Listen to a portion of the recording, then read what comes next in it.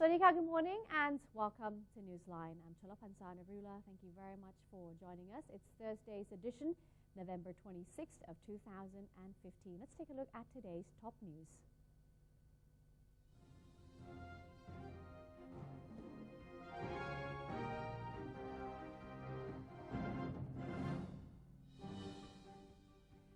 Prime Minister General Prayut Chan-o-cha reaffirmed members of the foreign chambers of commerce that Thailand is ready to cooperate with all countries. The Prime Minister stated that the kingdom will tackle all economic obstacles by restructuring the economy in a bid to promote investment.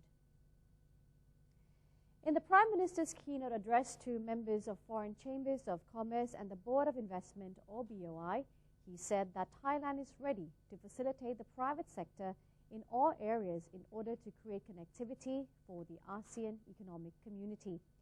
In addition, the government also needs to solve various issues and revive the economy in order to create stability and peace. Efforts will also be geared towards creating confidence among investors and tourists. The government will restructure the economy in accordance with the country's 20-year strategy. Meanwhile, the government's initial efforts to solve economic issues have created a brighter economic outlook, especially in the tourism sector. The government has approved stimulus measures worth about 7.7 billion baht.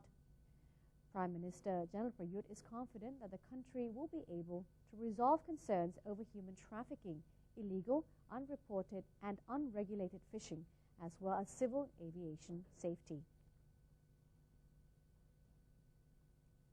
Thai celebrated the Loi Krathong Festival on Wednesday. The Prime Minister also celebrated.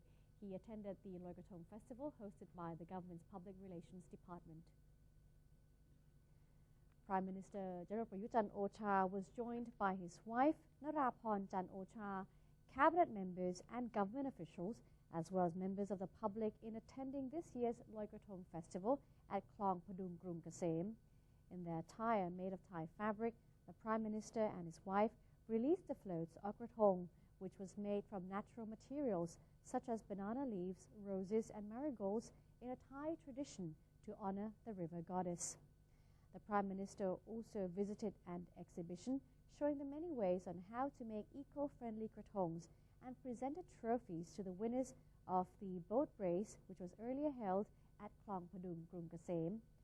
The festival, which has seen a big crowd of event-goers attending every evening since its opening on November 23rd, has been organized by the PRD to promote one of Thailand's longest traditions, as well as a positive government relations with the people. Meanwhile, the final day of the Public Relations Department, or PRD's annual Loi Krathong Fair at Soi Ari Sampan in Bangkok continued to draw a massive crowd. The three-day event, which concluded last night, offered a wide range of activities for event-goers, such as a handicraft workshop, a Thai country music singing contest for people to take part in, and a retro concert. Moreover, there were fun-filled games as well, a Ferris wheel and a carousel for people to enjoy. The fairgrounds also served as a venue for vendors to set up their stalls for food and drinks, homemade krathongs, and other SME products. Hi, my name is James. I live just over here, and I saw that there's lots of food and lots of people, so I thought it would be very fun to come here. And it's really very, very nice. We put some, what are they called? Krathong into the water, and yeah, we hope to see the rest of it around there as well. This is Numi, and my name is Chandler. I'm from Canada. Numi is Luke Krung.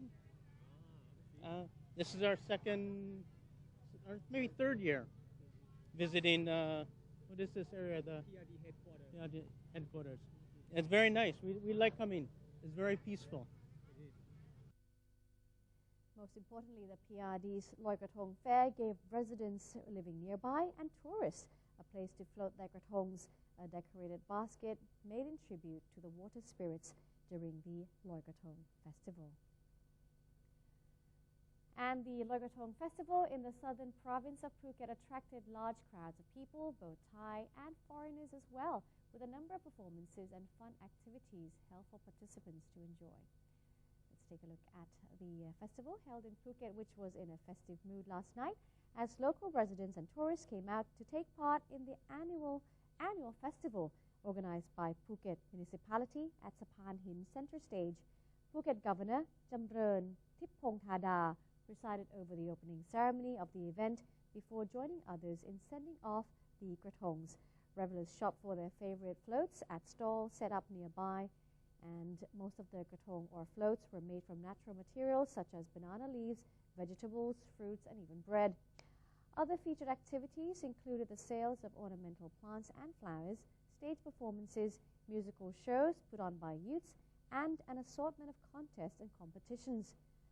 A krathong procession also took place from the Phuket Municipal Office to Sapan Hin area. Now to the Bike for Dad event. Foreign Affairs Minister Don Paramatvinai chaired the second meeting on Bike for Dad activity in foreign countries, which will be organized to commemorate His Majesty the King's 88th birthday anniversary. Spokesperson of the Ministry of Foreign Affairs, Sek Wanamethi, said that the ministry will actively participate in this event by coordinating with Thai embassies and consulates worldwide. A total of 9,805 Thai participants overseas have already registered for the event. In Bangkok, there will be a cycling event on that day for the members of the diplomatic corps.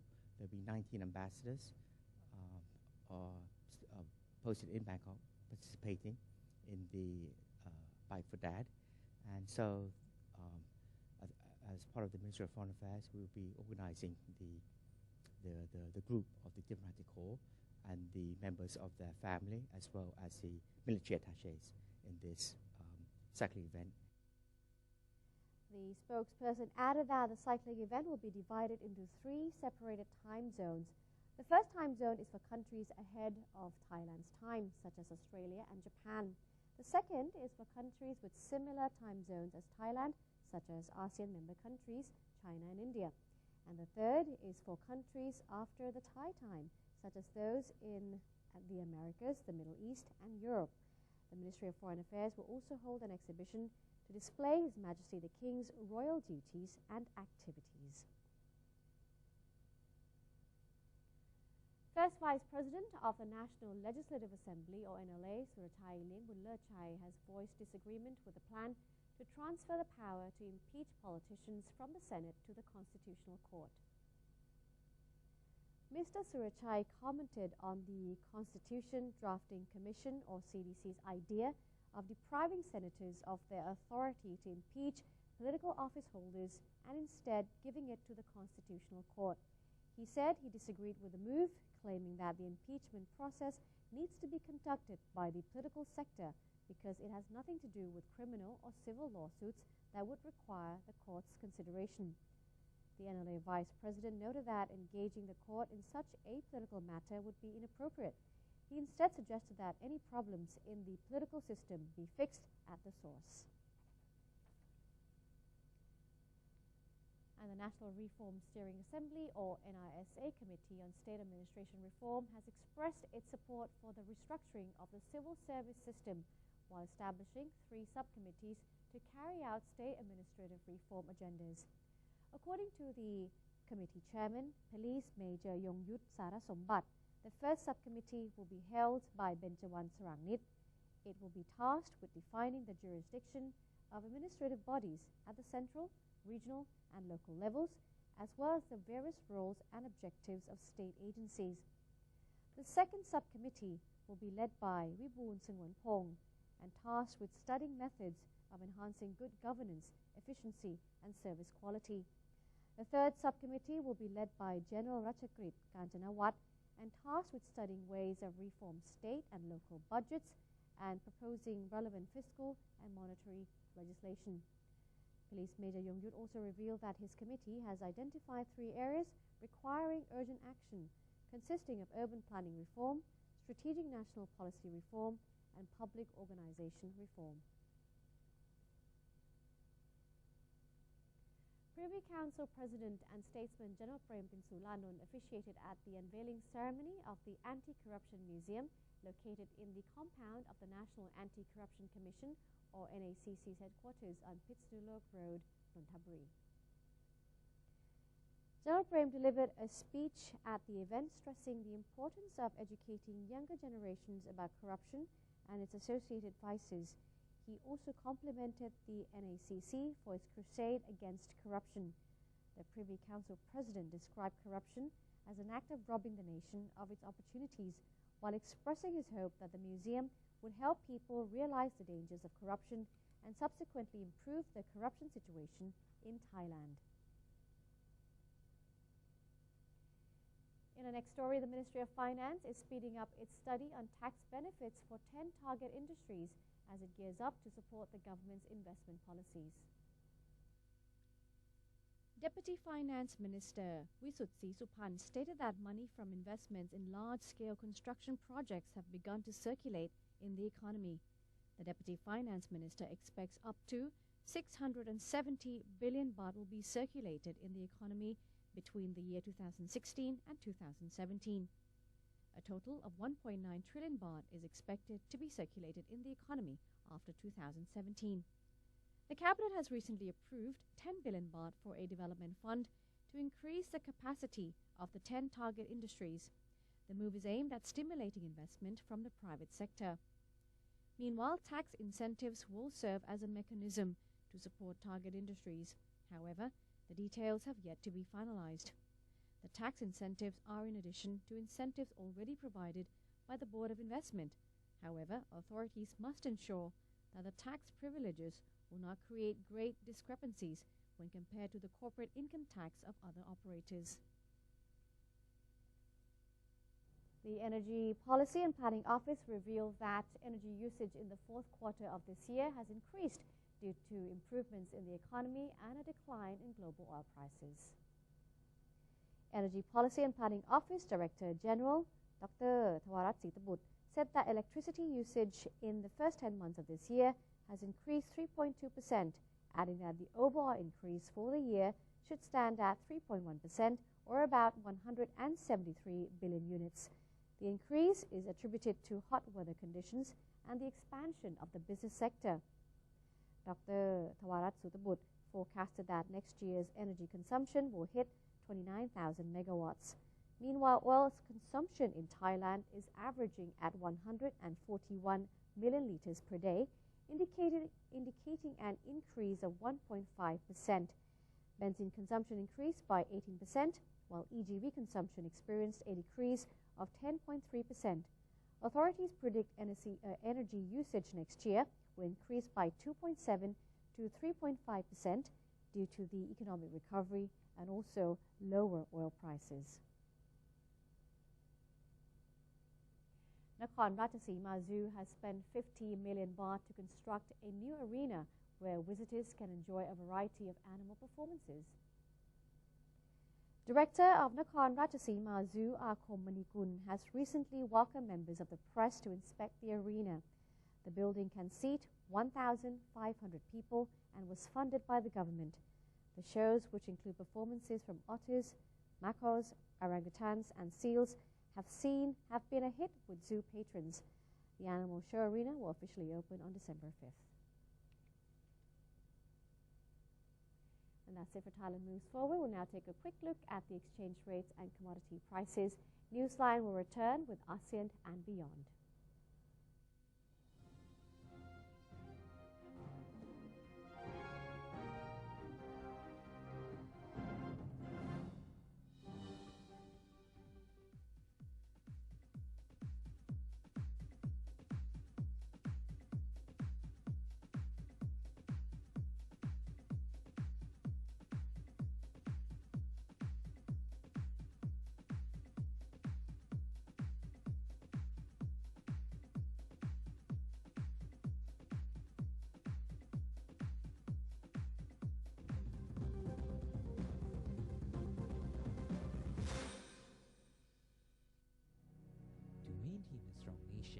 Thailand is promoting 12 core values for the good of the people.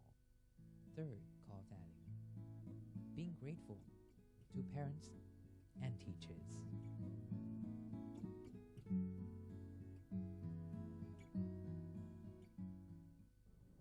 Welcome to ASEAN, a community comprised of 10 countries, each with its unique culture and history, now unifying to bring added prosperity to the region.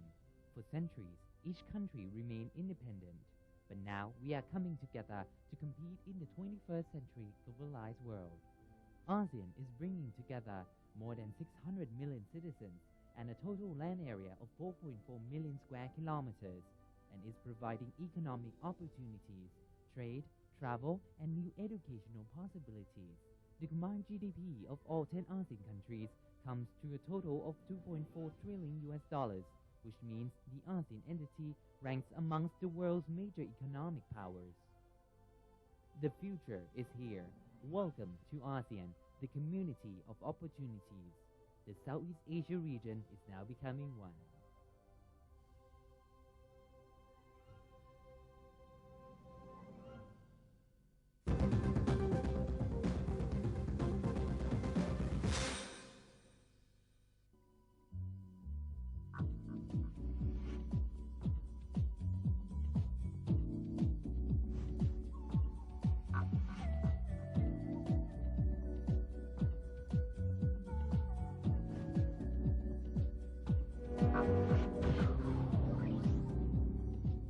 Welcome back. You're still with us on Newsline. The Permanent Secretary of the Foreign Ministry has affirmed Thailand's readiness for the G77 chairmanship. Foreign Ministry's Permanent Secretary Apichat Chinmano attended a workshop to prepare for the G77 meeting, which was joined by South African representative to the United Nations, Kingsley Mamabolo, who was last year's chairman, Thailand representative to the United Nations, Virachai Prasrai, and G77 Executive Secretary Murad Amir. Mr. Apichat explained that the G77, or the Group of 77 of the United Nations, is a coalition of developing nations, of which Thailand is ready to take up the chairmanship. In addition to the manifestation of the country's readiness, he said that such a decision needs to be explained to the people of Thailand to gain their support.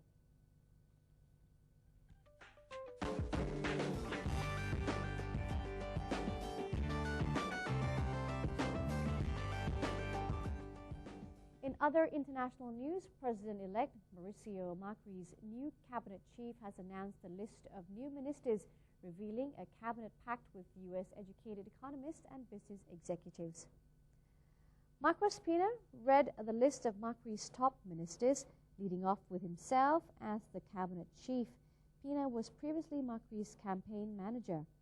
Macri packed the economic-oriented ministries with U.S.-educated bankers and big business executives, including Energy Minister Juan Jose Aranguren, a former Shell executive, and Treasury and Finances Minister Adolfo Prat Gay, the former head of Argentina's central bank. The pro-business Macri vows to get the stalled economy moving again, but needs to settle a decade-long legal battle with the holdout creditors before he can return to global credit markets. And that was an update from Argentina. Cuban nationals stranded in Costa Rica consider their options after Latin American ministers failed to find a solution to the thousands of migrants seeking passage through Nicaragua towards the United States. In the town of Pinas Blancas next to the Nicaraguan border, Cuban citizens on Wednesday discussed future course of action with their fate in limbo. The case has stoked diplomatic tensions between Costa Rica and Nicaragua, with Managua accusing San Jose of sparking a humanitarian crisis after its southern neighbor issued transit visas to more than 1,000 of Cubans who had been detained at its border with Panama. There are reportedly 3,000 Cubans waiting for passage in Costa Rica. Under arrangements stemming from the Cold War era, Cuban migrants receive special treatment on reaching the United States. The wet foot, dry foot policy has allowed Cubans who set foot on U.S. soil to stay, while those captured at sea are sent back. Cuba has called on U.S. authorities to change the law. Millions of Americans embarked on their annual Thanksgiving travels on Wednesday, with security at airports, New York City's parade festivities, and other venues tightened after the Paris attacks. The FBI sent a bulletin earlier this week to police departments across the country, sharing intelligence on how the assailants in Paris carried out attacks on November 13th that killed 130 people and warning of possible copycat incidents. However, the Department of Homeland Security said last Friday that there was no credible threats to the United States of the attacks similar to those in Paris. The U.S. State Department also issued a worldwide travel alert on Monday, warning American travelers to remain vigilant, particularly when visiting foreign countries. Nearly 46.9 million Americans will travel over the Thanksgiving long weekend, the busiest U.S. travel holiday of the year. Over 120 waiters took part in the Waiters Race Japan in the port town of Yokohama, running with carefully balanced trays of glasses and bottles filled with water. All waiters run down a 300-meter Jinko tree-line course. Within the competition, there are 2 races, an individual race and a team race. Each team is made up of 5 members who run 1 lap each, totaling at 1,500 meters. In the individual heat, each participant also runs 1 lap. The race was not easy for everyone, with many of the participants dropping their glasses and bottles during the run. Hundreds of locals turned up to watch the race, which organizers said originally began in Paris in the 1930s. It was aimed at improving the recognition of waitering as a career. Waiters' races are now held annually in more than 61 countries around the world. Yokohama, which is Japan's only waiters' race recognized by the international waiters' race community, hopes to host a world's waiters' race ahead of the Tokyo Summer Olympics to be held in 2020.